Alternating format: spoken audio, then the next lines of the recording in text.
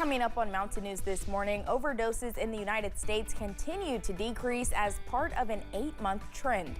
And it's important to stay healthy for the holidays as folks prepare to see their family.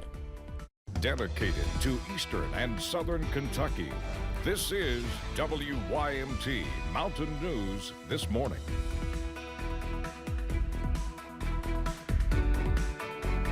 Good morning and thanks for joining us this Thursday morning. I'm Madison Carmouche. We are at 5:30 on December 12th, 2024. Let's check in with meteorologist Megan Dusmall for a look at your forecast this morning. Now, Megan, I said the year because it's just like, what have we been through this year? Weather-wise, it's like up, it's down, it's up. It's been everywhere, honestly, and now we're at 12-12. I just can't believe it.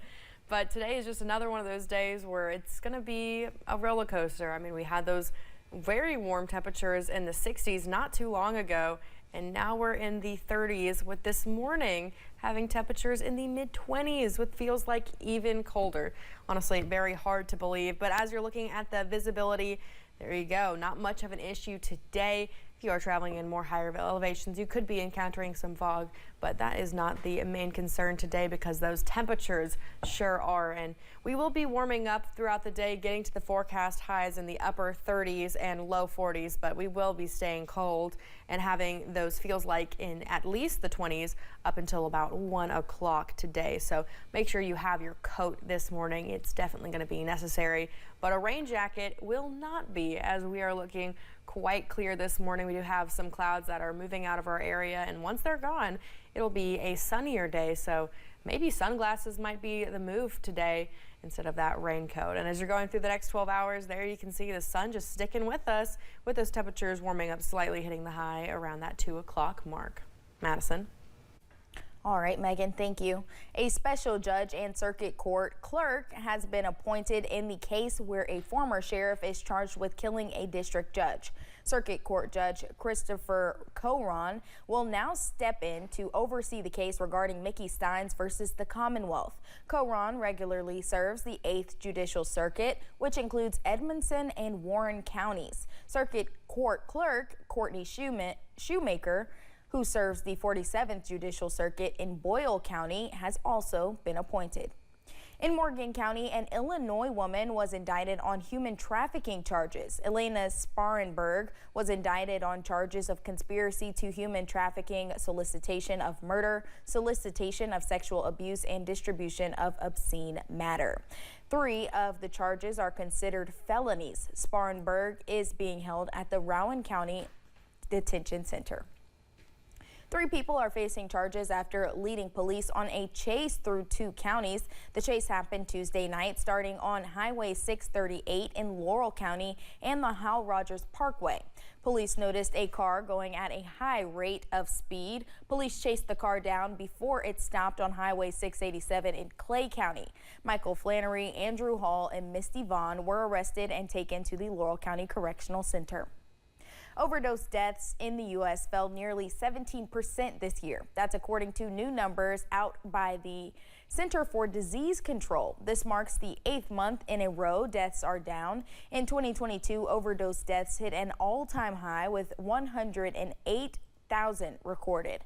White House Drug Control Policy Director Dr. Rahul Gupta credits the decline with a few factors. He says accessibility to Narcan is a driving force along with crackdowns at the southern border. We're detecting record amount of drugs and seizing them at the border. But we're also going after the finances and illegal profits of drug traffickers. Dr. Gupta urges parents to talk to their kids about the dangers of taking unknown substances. He says drugs are more accessible than ever and can be bought online disguised as other prescriptions. Kentuckians who drive some hybrid or electric vehicles will be paying more to own them in the new year.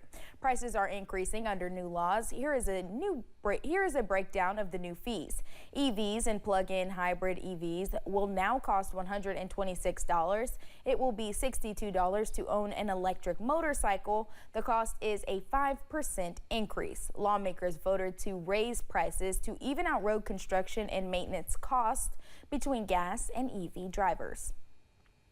The U.S. Department of Agriculture's Rural Development State Director will be in Letcher County on Friday. Dr. Tom Carew will present more than $9.5 million in grants for repairs to water systems in the Fleming-Neon area. Neon will receive $5.4 million for water line improvements and $1.7 million for lift station rehabilitation. Letcher County Water and Sewer will receive $2.5 million to help with meters replacements. The Kentucky Transportation Cabinet says construction is progressing on the Fishing Creek Bridge in Pulaski County. The work began in October and crews have removed more than 60% of the existing bridge deck. Crews are working on beam repairs as part of a $7.1 million project to prolong the bridge's lifespan. The project is on schedule to be finished by mid-April of 2025. The holidays are often filled with get-togethers and catching up with loved ones. It can sometimes mean catching a cold. Medical Director and infectious disease physician Nicholas Von Sickles' goal is to spread holiday cheer for the season, not illness. According to data from UK this week, they reported in their hospitals 11 COVID cases, 3 flu cases, and taking the lead was 22 cases of RSV.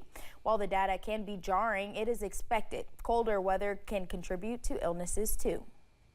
We typically stay indoors more, we crowd more, and therefore illnesses have an easier time spreading.